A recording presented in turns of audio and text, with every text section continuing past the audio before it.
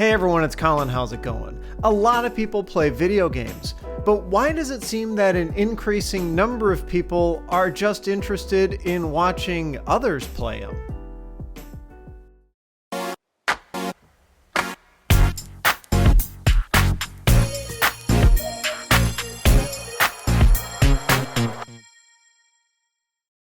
So the concept of Let's Plays is really nothing new. We've seen it for several years now, but as time has gone on, it's really kind of taken on its own meaning. It's, I think, in some ways become its own genre of entertainment, even beyond just, a reality type of programming or, playing video games, something like that. I feel like in some ways, Let's Plays have really kind of come into their own. And of course, the topic has really diversified over the years. It's no longer simply watching someone play a game from beginning to end. There's more engagement and there's more form of entertainment, I feel, in Let's Plays now than ever before. So I figured we could kind of tackle a few different parts of this topic this time around. First, examining why people would even want to watch a Let's Play, and then where that genre is going and some of the challenges that it's facing. So as to why people want to watch Let's Plays, I feel like there are many different answers to that, and it really just depends on who's watching.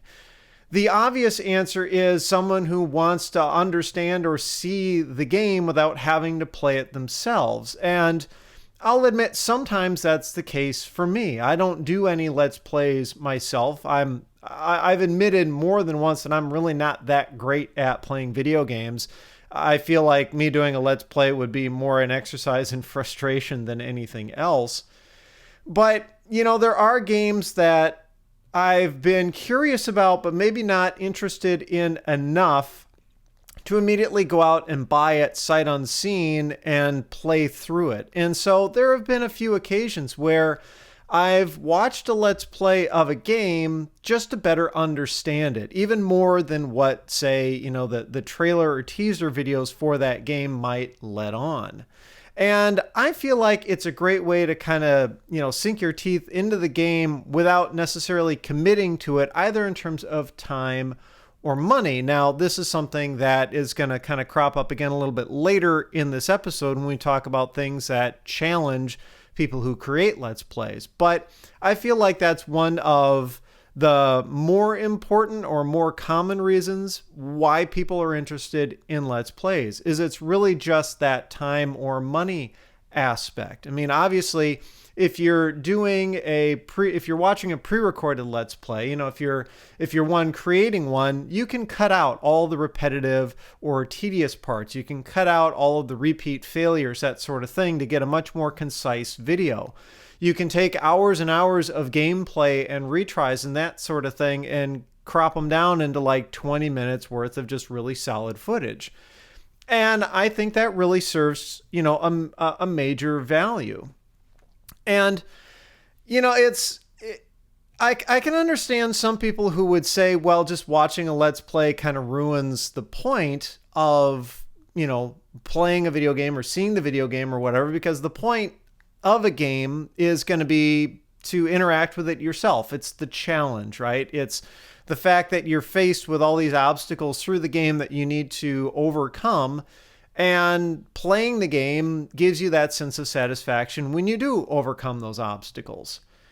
But at the same time, games, I feel, can be frustrating, and they can be overly complex, and they can be a bit too much of a time commitment. So, I'm not really going to fault anybody for wanting to watch a Let's Play for the reasons of, maybe they just can't commit to the hours that it would take to grind through, a game and get to the next level or whatever. So I think that's kind of the classic reason why Let's Plays have been relatively popular for the years now that they've really been a thing. But in some ways, though, I think that as the genre has evolved, there have been additional new reasons why people want to watch Let's Plays. And it's because, like I said a little bit ago, I feel like it's kind of come into its own genre. It's no longer simply you're going to watch someone play a game from beginning to end. Now you're in some ways engaging with the person playing the game, but in other ways, it's this additional form of entertainment on top of it. It's not so much you're focused on watching the gameplay as it is you're actually focused on watching the person playing the game. And, there are a few different YouTubers that I watch who do Let's Plays. Some of them take that much more straightforward approach where, they'll offer commentary while playing the game. And the main focus is on the actual gameplay itself, seeing what's going on in that universe and what it takes to defeat enemies, that sort of thing. But there are others where watching the Let's Player, him or herself, is actually just as entertaining as watching the game that they're playing. I think a great example of this is going to be games like Super Mario Maker or ROM hacks. That sort of thing, where there's actually some interaction between the Let's Player and the audience. Two different YouTubers that I watch. One is Ryukar and the other one is Dashi Games. Dashi Games is a gigantic channel. I mean, he's been doing it for a long time. And Ryukar is definitely shooting his way up there in terms of subscriber counts and view counts. But both of them will commonly play fan-submitted levels for Super Mario Maker.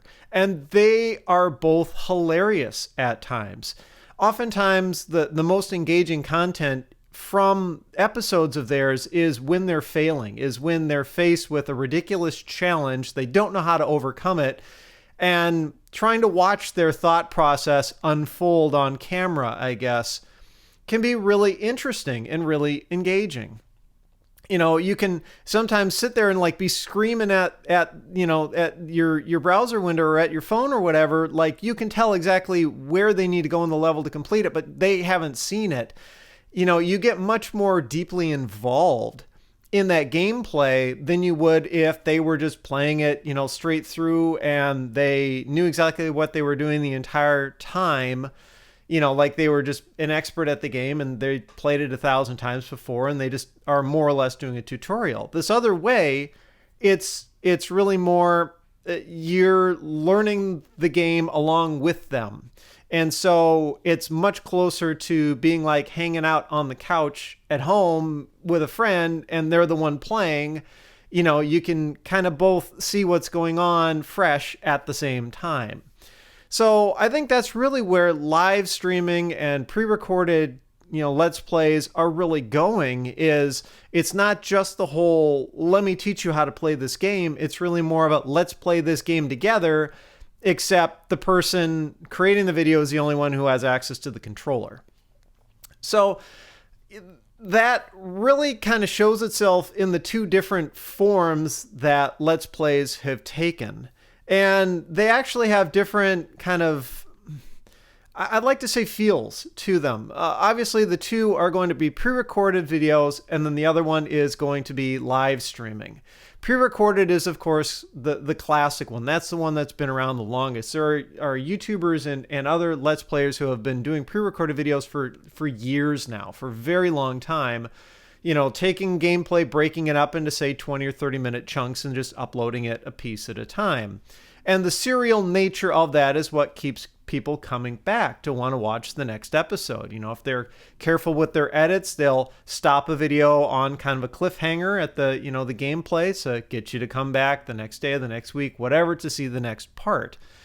And that in itself can be entertaining because even though the person playing the game may know exactly what they're doing, maybe they don't, but even if they do, because you've never seen that game before, or at least you've never seen how that person plays the game before, it may end up being enough of a hook to get you to continue to want to watch it. So it becomes like any other serialized type of programming that you'd see, even on television.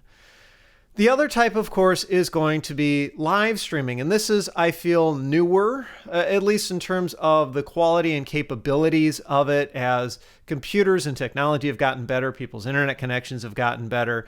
Now we're at the point where you can have highly polished, productions of people doing live Let's Plays.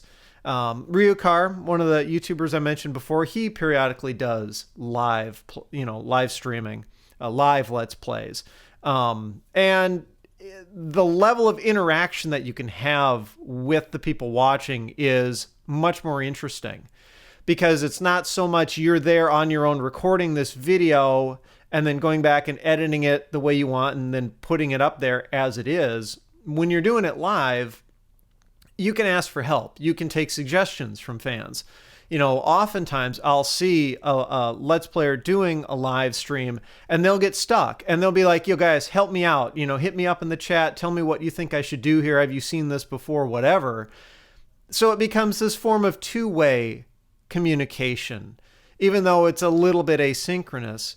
And it helps draw people into that content even more, because that you can, type a suggestion or a message into the chat, and within a few seconds, the Let's Player may see that. That can shape the actual gameplay. So it, like I said, it really kind of becomes more that whole, you've got a friend sitting on the couch type of thing, instead of you're necessarily, watching TV like it is with pre-record.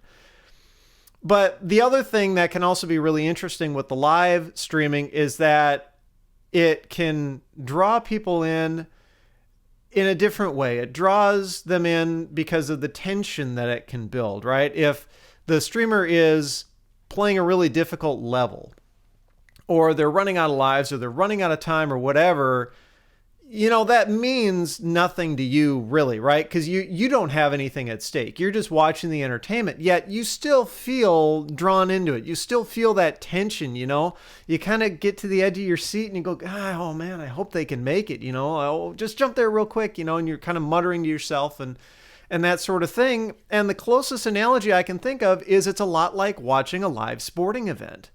You don't necessarily have anything in it personally if the team that you're watching wins or loses, right? I guess, unless you've got a bet going or whatever.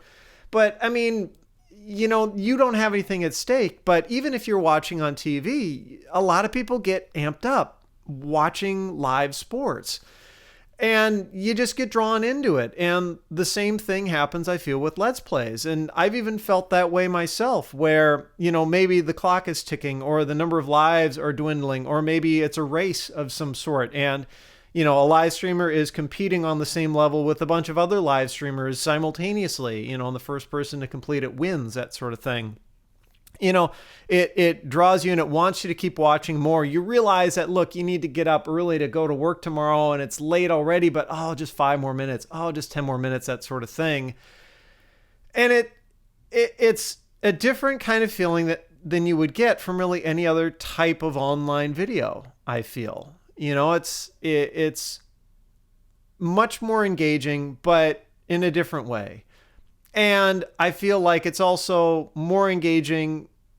It can be more engaging than if you were even sitting there playing the game yourself, right?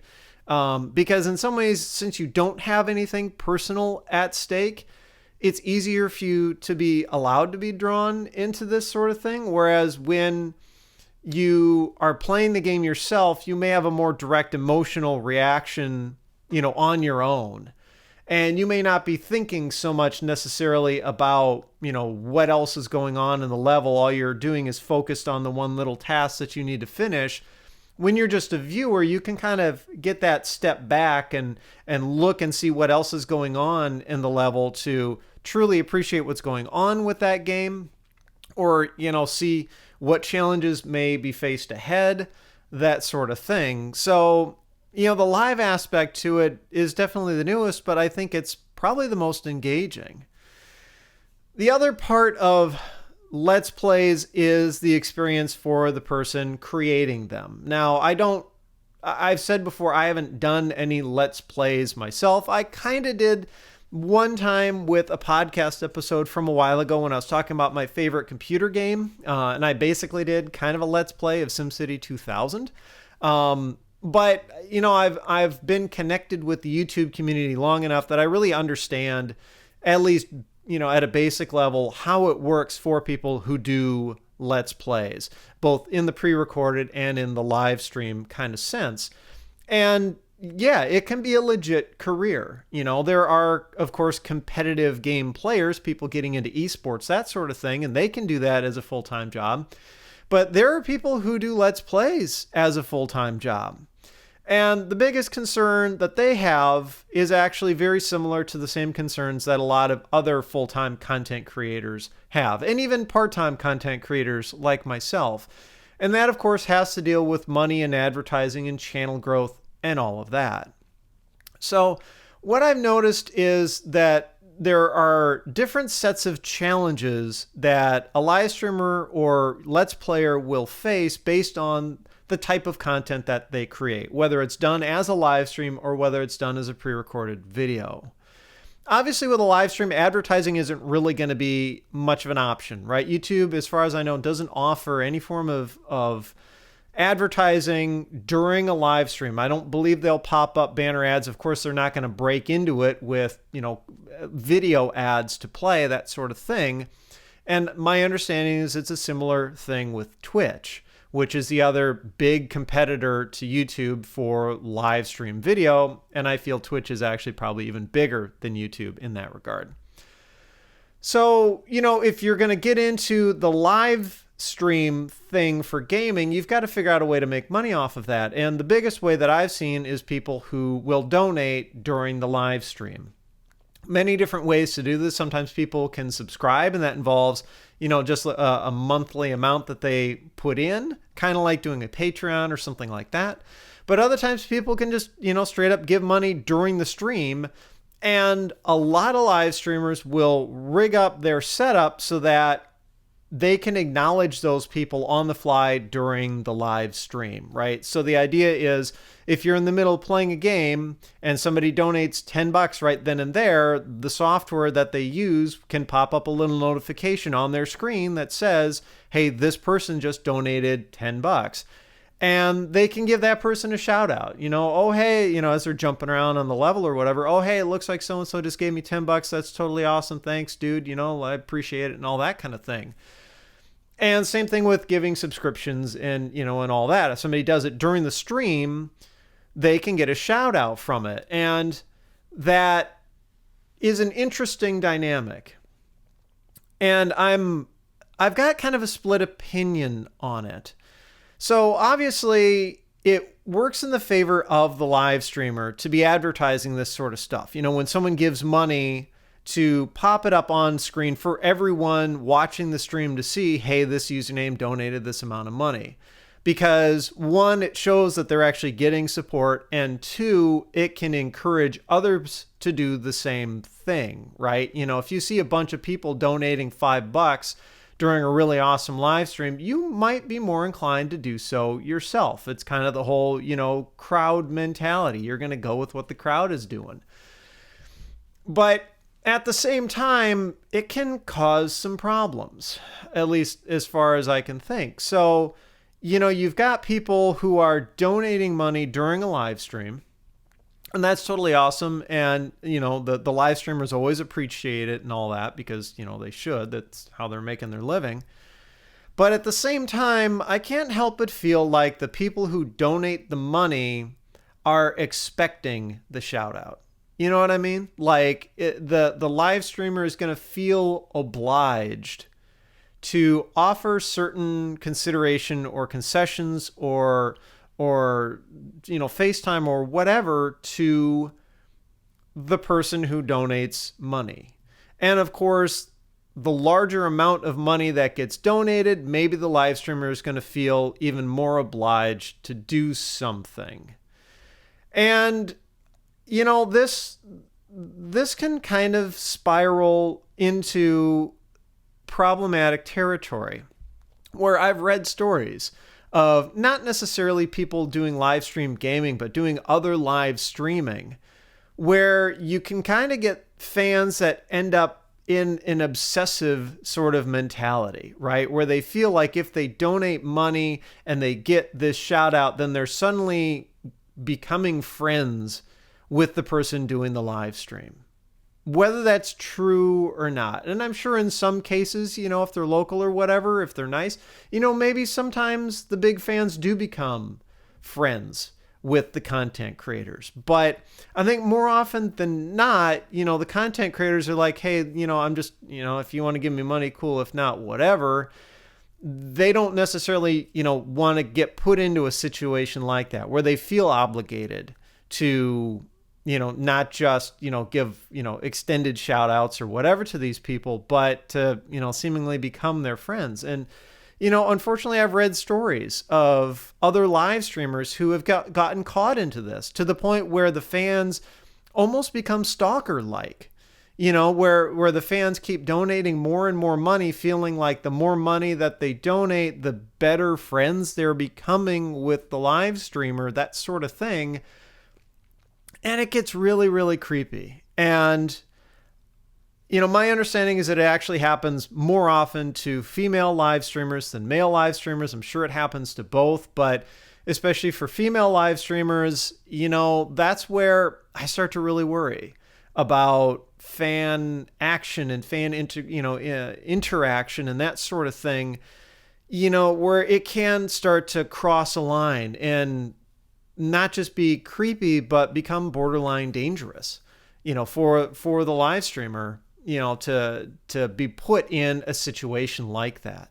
So that's really the biggest challenge that I feel faces the live streaming aspect of Let's Plays.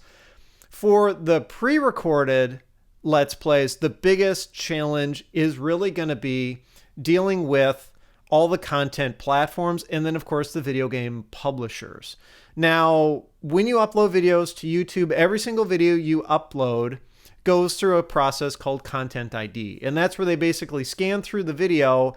They look at the video, they look at the audio, all of that, and they try to find matches for copyrighted content, whether that is a still image or a video clip or music, sound, anything like that.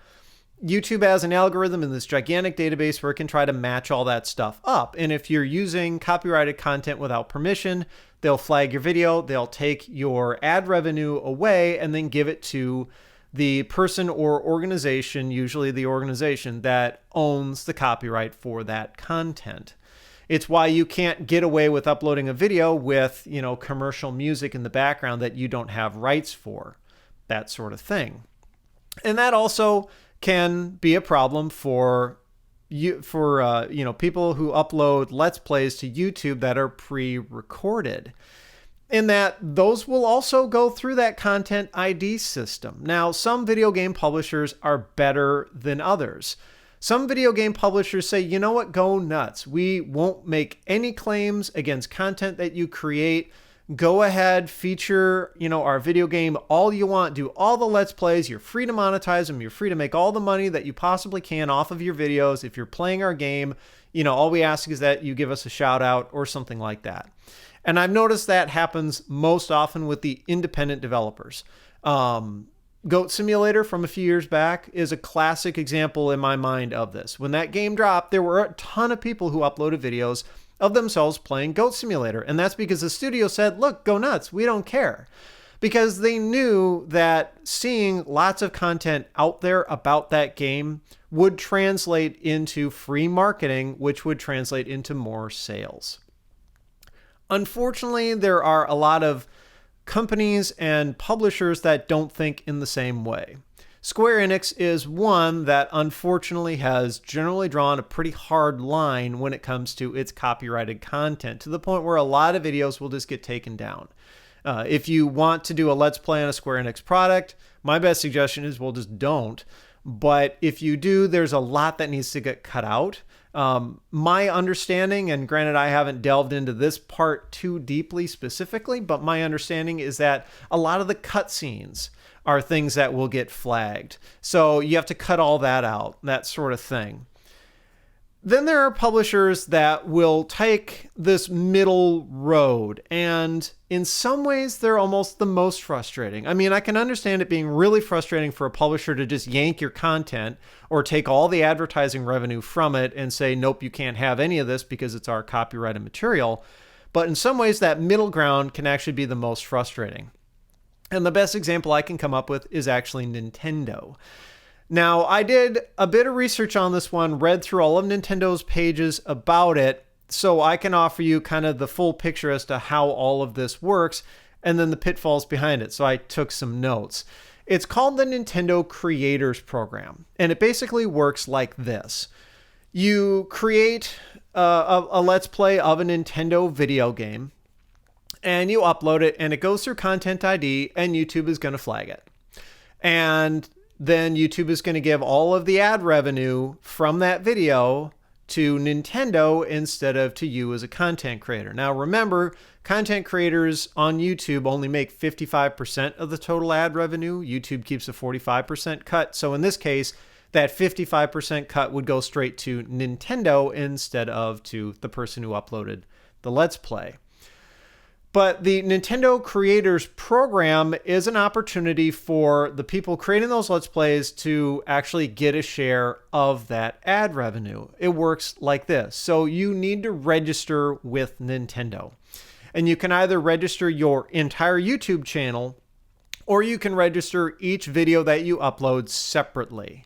And how you do, which one you pick, depends on the type of content that you create and whether it's going to fall under Nintendo's guidelines or not. But in either case, you need to register with Nintendo. You have to basically fill out an application form. You have to provide them with your contact information, that sort of thing.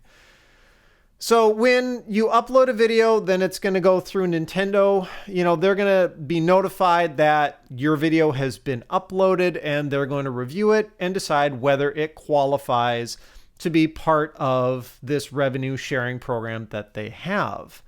Now, if you're going to be doing any bit of live streaming, you can't participate in the program if you want to register the entire channel. Registering the entire channel is just like a one-shot deal, and you never have to worry about it again. If you want to do live streaming, Nintendo doesn't allow that as part of the program. So at that point, you then have to upload or register every individual video that you upload with Nintendo. And that process can take a little bit of time between you filling out the form and Nintendo actually acknowledging it. So there's a lag period there where you may be missing out on some of the revenue between when you submit that form and when Nintendo actually says, okay, this video is eligible for part of the program. If you want to do any live streaming, you need to, like I said, register separately, or Nintendo's official recommendation is to just start another channel just for the live streams, which for a lot of YouTubers won't really fly because you want to try and keep your audience kind of together. If you're working with both of those forms, it doesn't do you any good to split your audience apart and have separate channels that people have to remember which one is which, that sort of thing. But the other thing is, so you've already, registered with Nintendo or whatever, only specific games can qualify for it. It's not every single Nintendo game ever. Obviously, this program really only refers to Nintendo, like first-party types of titles. So any independent games that have shown up on the eShop or whatever that Nintendo wasn't a publisher for, they're not going to count as part of this program. You've got to deal with those publishers separately. But for all the first-party titles, the big AAA titles that Nintendo had a hand in releasing, you've got to check the list to see if the game counts. It does seem to be a pretty long list, but I don't believe it is 100%. I will include a link to that list down in the description if you want to go check it out. And that list is pretty exhaustive, actually. It's not just the latest games. It's not just the current generation, but it actually goes all the way back to the NES era. So you're pretty constricted in terms of these are the games that fall under this program, but at least you know that going into it. Whether that will prevent people from wanting to do a Let's Play of a game that isn't covered as part of that, that's another good question. But in any event, Nintendo does offer that list. The other nebulous thing, though, is the video that you upload can't have any what Nintendo calls unauthorized content. And digging through all the legalese and terms of use and all that, some of the most common things that they list in there as being unauthorized are basically cheats. So if you're going to use cheats in a Let's Play, that's not going to fly. Tool-assisted speedruns aren't going to fly, and neither will ROM hacks. Basically, anytime that you're going to modify the game from stock, Nintendo's going to say, no, that's not going to count. We're not going to give you any of the money back. You also have to follow the code of conduct, which is something that Nintendo wrote up. And it's, obviously it's going to have some pretty typical legalese in it. You're not allowed to do anything illegal in the video. Don't do anything abusive, obscene, really, really egregious stuff that you'd kind of expect. You're not allowed to do that. But there's two conflicting parts about this whole program that have me scratching my head. The code of conduct says you can't, quote, infringe, dilute, or harm the content or of Nintendo, its brand, or the image, right? So basically, don't make Nintendo look bad or the game. But at the same time, in the frequently asked questions, it says, as long as a video or channel complies with the terms of service, it won't be denied registration on the basis of opinions or views. So the FAQ is making it sound like if you don't like the game and you want to say so during your Let's Play, hey, I don't like this game or whatever. I think this part sucks, that sort of thing. The FAQ makes it sound like that's no big deal. It makes it sound like Nintendo thinks, you're entitled to your opinion and that's totally okay and whatever. But that code of conduct with the whole infringe, dilute, or harm the content or Nintendo's brand or image, I can see a scenario where saying I don't like this game could be construed as harming the game or Nintendo's brand or image, specifically if you are a really big channel.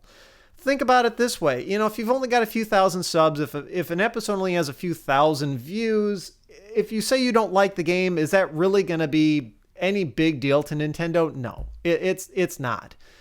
But imagine you're a really big Let's Player. Imagine, extreme case, imagine you're PewDiePie. And you're in the middle of a Let's Play, and the game is pissing you off. And you start flipping out and saying, you know what, this game sucks. I wish I had never played this game. I don't think anyone should buy this game because this part of the game is BS, blah, blah, blah, blah, blah.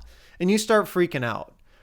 With the number of people that you would have watching at that point, yeah, I could consider an opinion like that being harmful, right? Because you've now got potentially millions of viewers who have sat through that and seen you freak out about a section or even just, calmly express a negative opinion. And they may take that to heart. They may be like, well, my favorite YouTuber didn't like this game, so I'm not going to buy it either. That could be harmful.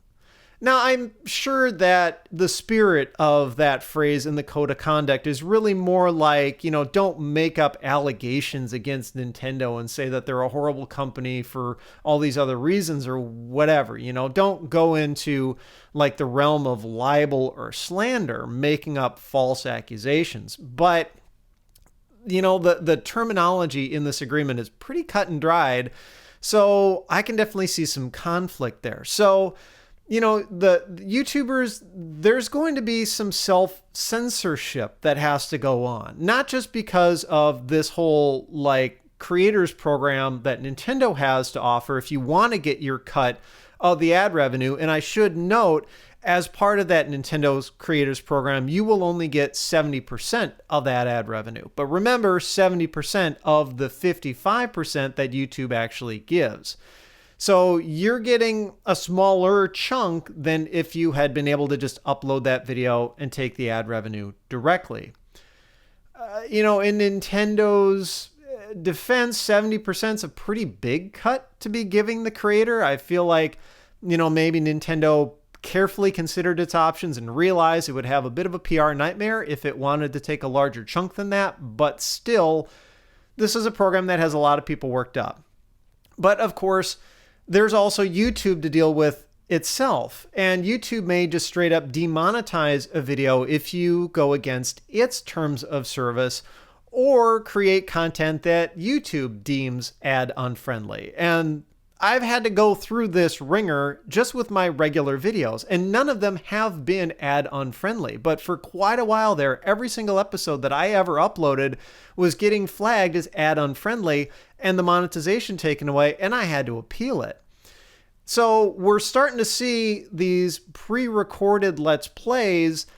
The realm of self-censorship is getting tighter and tighter because Let's Players need that chunk of revenue, and they realize they're going to be getting even less if they have to go through a program like what Nintendo has.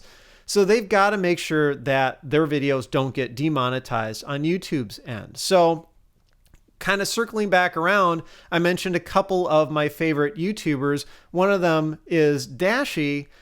He's had to self-censor himself quite a bit. He used to swear pretty profusely, which sometimes got to be a little extreme, but other times added some color and some flavor to the Let's Plays that made them highly engaging.